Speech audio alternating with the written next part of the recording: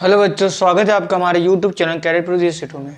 आशा करते हैं आप अच्छे होंगे और अपने 2023 यूपी बोर्ड 2023 की तैयारी अच्छे से ढंग से कर रहे होंगे। तो अभी तक हमने 3.6 आपको बता दिया है। तो अगर आपको कोई समस्या हो तो आप कमेंट बॉक्स में कमेंट जरूर करिएगा। यहाँ तक कोई समस्या हो तो आप जब तक अपने से नहीं करेंगे आपको ये मैथ नहीं समझ में आएगा। तो आप जो सवाल हम बताते हैं उसको घर पर आके बिना देखे उसको अपने से एक बार ज़रूर ट्राई करिए, ठीक है। तो अब हम बात करते हैं 3.7 की। 3.6 आपका हो चुका है। 3.7 ये ऐच्छिक है। ऐच्छिक मतलब ये थोड़ा सा इसका लेवल थोड़ा सा हाई होता है। तो जो बच्चे कमज़ोर हैं इसको इग्नोर भी कर सकते हैं, मतलब ये ना करें, वो 3.6 तक ही करें, ठीक है। तो अब हम आते हैं 3.7 पर। 3.7 का पहला सवाल देखते हैं क्या है। ये सब वर्ड प्रॉब्लम जो भी आप शाब्दिक प्रश्न जब तक आप सोचेंगे तब तक आएगा नहीं।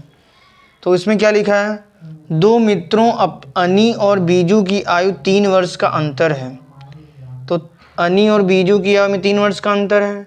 तो इसमें दो कंडीशन लगता है कि अनी बड़ा होगा कि बीजू बड़ा होगा। तो केस 1 लेते हैं। केस 1, अगर अनी बीजू से बड़ा है, ठीक है, तो क्या मानेंगे, माना अनी का वर्तमान आयु, इसमें वर्तमान आयु पूछ रहा है, अनी का वर्तमान आयु बराबर x वर्ष और माना बीजू का वर्तमान आयु बराबर y वर्ष, ठीक है। तो अब क्या होगा, अब प्रश्न में क्योंकि अनी बीजू से बड़ा है, इसका क्या मतलब है, x y से बड़ा होगा। और जब भी लिखता है अंतर, अंतर मतलब हमेशा बड़े से छोटे घटाते हैं। तो किसको उठाएंगे, x माइनस वाई बराबर 3। क्या दिया है, दो मित्रों अनी और बीजू की आयु में 3 वर्ष का अंतर है, अर्थात प्रश्नानुसार क्या हो जाएगा, x ऋण y बराबर 3, समीकरण 1, ठीक है। आगे क्या बोल रहा है, आगे बोल रहा है अनी के पिता धर्म की आयु अनी की आयु की 2 गुनी है, यानी कि धर्म की आयु बराबर, धर्म की आयु अनी की आयु की 2 गुनी है। अनी की आयु की 2 गुनी मतलब अनी की x है तो x का 2 गुना 2x, धर्म की आयु कितनी हो जाएगी, 2x, ठीक है। और आगे क्या बोल रहा है, और बीजू की आयु अपनी बहन कैथी की आयु की 2 गुनी है। और क्या कह रहा है, बीजू की आयु बराबर बीजू की आयु अपनी बहन कैथी की 2 गुनी है, यानी 2 गुणी कैथी की आयु। तो इसका मतलब कैथी की आयु अगर लिखना चाहें क्या लिखेंगे, कैथी की आयु बराबर, इसको 2 को नीचे ले आएंगे, बीजू की आयु कितनी है, y बटा 2। ये बात समझ में आ रही कि नहीं, धर्म की आयु 2x और कैथी की आयु y बटा 2। अब आगे लिखा है, आगे क्या लिखा है, आगे लिखा है कैथी और धर्म की आयु का अंतर 30 वर्ष है। तो कैथी और धर्म की आयु में 30 वर्ष का अंतर, यानी धर्म बड़ा होगा, 2x माइनस वाई बटा 2 बराबर 30, क्योंकि धर्म की आयु और कैथी की आयु का अंतर 30 दिया हुआ है। तो धर्म के हमने 2x निकाला और कैथी की आयु y बटा 2, तो 2x माइनस वाई बटा 2 बराबर 30 हो गया। अब इसका पूरे समीकरण 2 से गुणा करेंगे, क्या आएगा, 2 दूनी 4x, y 2 कट जाएगा, y बराबर 60। ये समीकरण 2 हो चुका है, ठीक है। अब 1 और 2 को हल करेंगे, तो कैसे हल करेंगे, विलोपन विधि से सीधा दिख रहा है, x माइनस वाई बराबर 3, 4x, इसमें y के गुणांक -1, y गुणांक -1 घटा देंगे, x माइनस वाई बराबर 3, घटाएंगे क्या आएगा, माइनस प्लस माइनस, 4 में से एक एक्स घटाएंगे कितना आएगा 3x, और minus Y plus Y cut गया, 60 में 3 गया 57। इसका मतलब x बराबर 57/3 अर्थात 19। इसका मतलब अनी की उम्र क्या आ गई है, अनी की आयु आ गई आपकी 19 वर्ष, है ना। अनी की आयु 19 वर्ष, ठीक है। और फिर x का मान 19 समीकरण 1 में रखने पर x बराबर 19 समीकरण 1 में रखने पर क्या आएगा, x 19 माइनस वाई बराबर 3, तो y बराबर इधर आएगा, इधर आएगा, ये इधर आएगा, तो 19 में 3 गया y, अर्थात 16 बराबर y, अर्थात अनी का उम्र 19 वर्ष और किसका, बीजू का उम्र 16 वर्ष। कब, जब अनी का उम्र बीजू की उम्र से बड़ा था। ये केस 1 था। अब केस दूसरा भी हल करना है। केस दूसरा कैसे हल करेंगे, सिंपल है। केस दूसरा बस एक ही समीकरण बदलेगा, बाकी वो तो वही रहेगा। पहला क्या बनेगा, केस 2 में बस एक ही समीकरण बदलेगा, यानी ये वाला। कैसे, अब की बार अनी बीजू से बड़ा था पिछली बार, अब की बार बीजू अनी से बड़ा है, ठीक है। अगर बीजू अनी से बड़ा है तो माना अनी का वर्तमान x वर्ष, बीजू का उम्र y वर्ष, तो इस बार कौन सा बड़ा है, बीजू, यानी y x से बड़ा हो गया। यहाँ पे क्या आ गया, y माइनस एक्स बराबर 3, और बाकी समीकरण तो वही रहेगा ना, धर्म की आयु 2x, वो बाकी वो रहे वही रहेगा, बस यही बदलेगा, बीजू का 2 गुणे कैथी, बस इस तरह से अब इसको आगे सॉल्व कर लेंगे, ठीक है।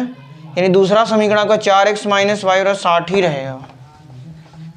दूसरा समीकरण 4x माइनस वाई बराबर 60 ही रहेगा, और पहला समीकरण y माइनस एक्स और 3 रहेगा।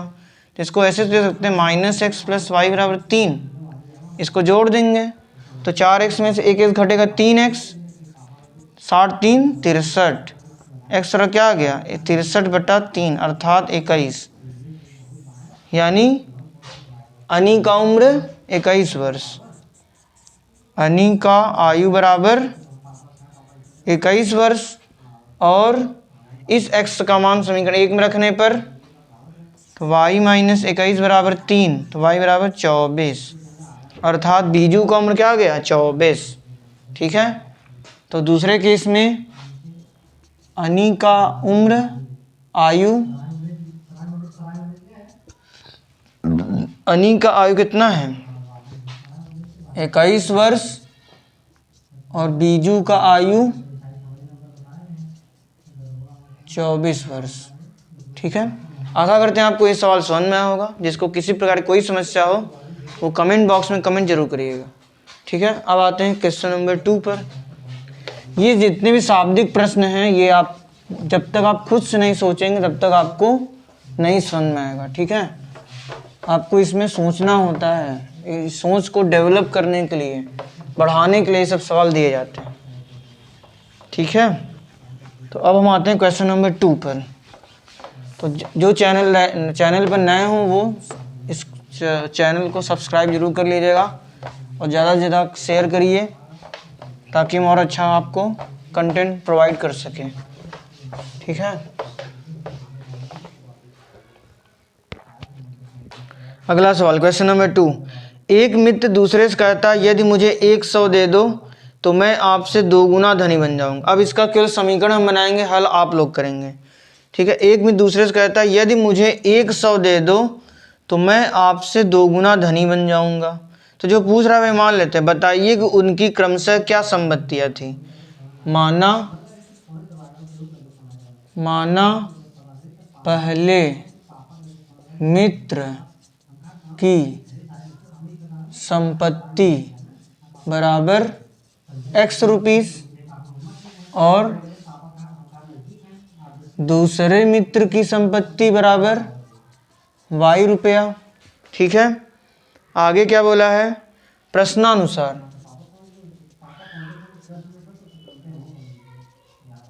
प्रश्नानुसार क्या कह रहा है? पहला मित्र कहता है यदि मुझे 100 दे दो, मुझे 100 रुपये दे दो। अगर मुझे 100 रुपये दोगे तो मेरे पास 100 रुपये ज़्यादा आ जाएगा ना, यानी x + 100 बराबर,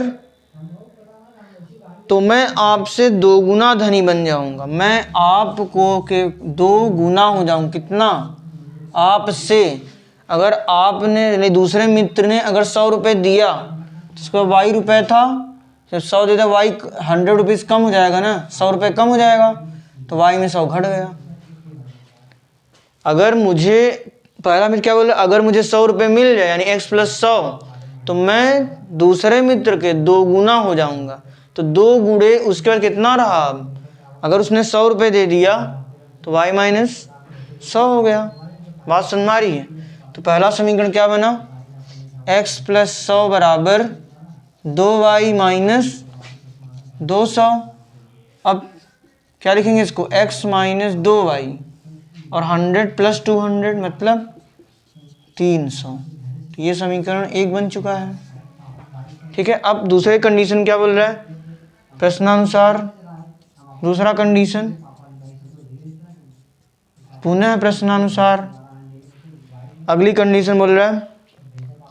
दूसरा मित्र कहता है कि यदि आप मुझे 10 दे दें, यानी y को अगर 10 मिल जाए, y को 10 मिल जाए तो मैं आपसे 6 गुना धनी बन जाऊंगा। तो जब पहला 10 रुपये दे दिया तो उसके बाद कितना बचा? x में 10 घट गया ना, और कितना गुना हो गया? 6 गुना।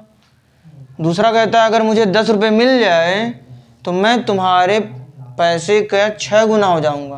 तो 6 गुना x था, x में 10 कम हो जाएगा ना, उसने दिया तो x - 10। तो इसका मतलब y + 10 बराबर 6x - 60।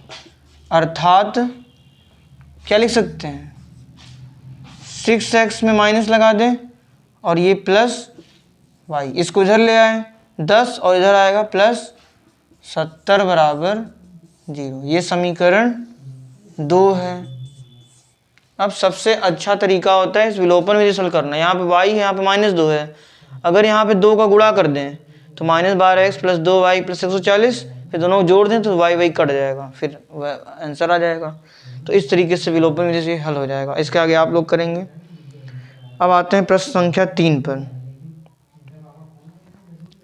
प्रश्न संख्या 3 पर, ठीक है। ऐसा करते हैं, आपको समझ में आया होगा। अगर नहीं समझ में आया कमेंट बॉक्स कमेंट जरूर करिएगा, ठीक है। तो फिर से हम बता देंगे। वैसे मेरे ख्याल से ये सब सवाल जितना आप खुद से सोचेंगे उतना ही आएगा। मैंने अपनी पूरी कोशिश कर दी है।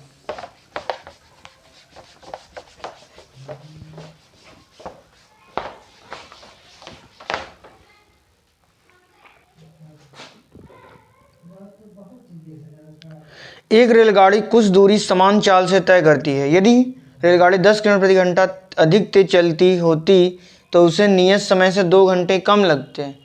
यानी अगर रेलगाड़ी की स्पीड बढ़ा दी जाए तो समय कम लगेगा, जाहिर सी बात है। और फिर यदि रेलगाड़ी 10 किलोमीटर धीमी यानी स्पीड कम कर दे, समय ज़्यादा लगेगा, तो उसे नियत समय से 3 घंटे अधिक लगते हैं। तो रेलगाड़ी द्वारा तय की गई दूरी ज्ञात कीजिए। तो माना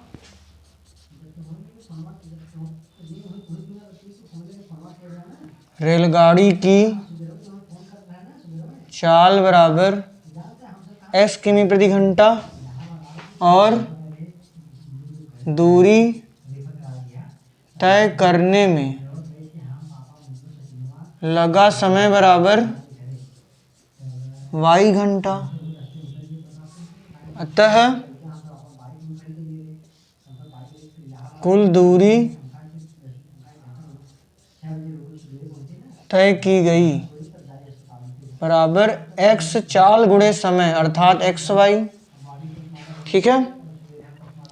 अब प्रश्नानुसार लिखेंगे। प्रश्नानुसार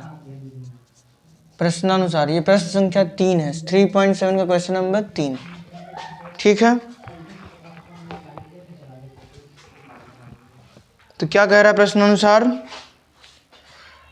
यदि रेलगाड़ी 10 किलोमीटर प्रति घंटा अधिक तेज चलती, यानी x में कितना 10 बढ़ा दें, स्पीड बढ़ा दें, तो समय कितना कम हो जाता है। अधिक चलती तो उसे नियत समय से 2 घंटे समय कम लगते हैं।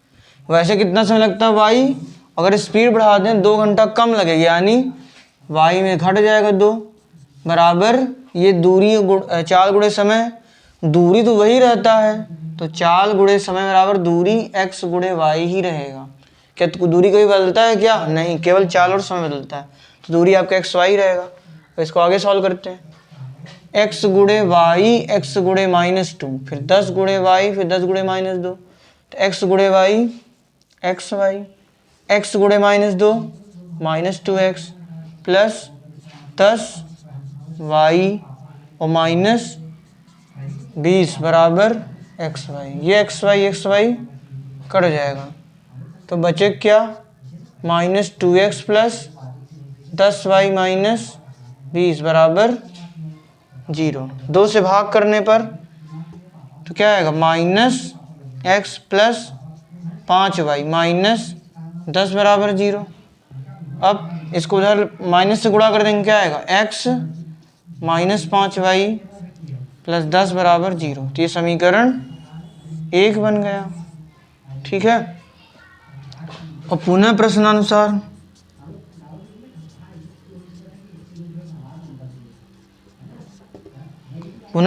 क्या कह रहा है,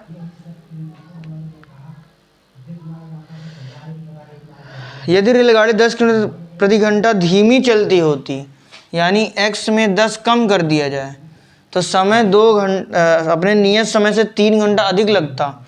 नियत समय क्या है, y, तो y में 3 घंटा अधिक लगेगा।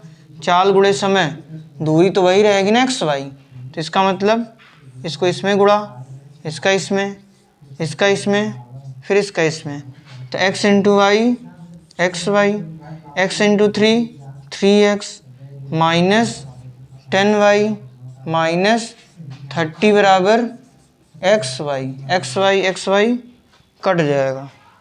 ठीक है,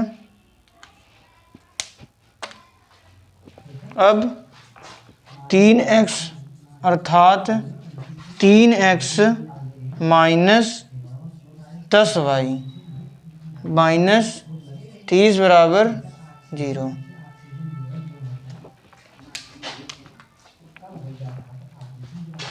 -3x -10y -30 बराबर 0, समीकरण 2। तो इसमें क्या करना है, अब ये दोनों समीकरण बन गए, इसको हल कर लेंगे। कैसे, इसमें 3x है, इसमें 3 का गुणा कर देंगे, आ जाएगा। ठीक है, या फिर इसमें 2 गुणा कर देंगे, -10y घटा देंगे। तो आशा करते हैं आपको समझ में आया होगा। आज के लिए इतना ही।